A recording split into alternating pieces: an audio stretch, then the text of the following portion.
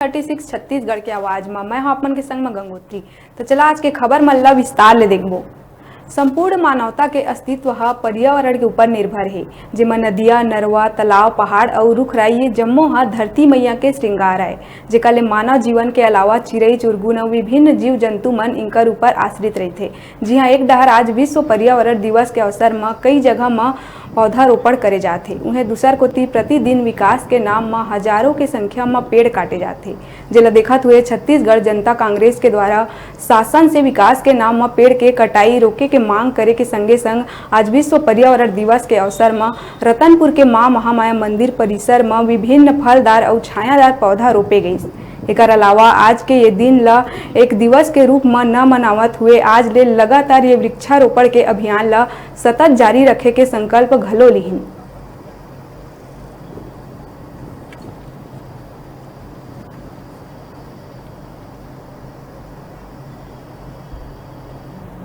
पेड़ पौधे तो लगातार काटे जा रहे हैं, जिसका समय समय पर आम जनता और हम लोग सभी विरोध करते हैं, लेकिन काटने के साथ साथ लगाने की भी आवश्यकता है, जिसके लिए हम लोगों ने आज से ये शुरुआत करी है।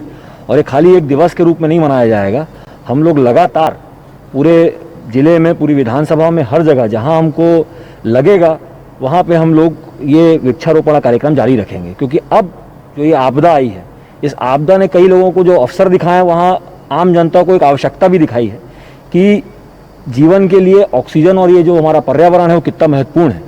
इसलिए इसको खाली एक दिवस के रूप में ना बनाते हुए आज से हम लोग ये प्रण ले रहे हैं कि हम लोग फलदार वृक्ष और ऐसे छायादार वृक्ष हर जगह, हर विधानसभा, हर प्रांगण में लगाने की कोशिश करेंगे।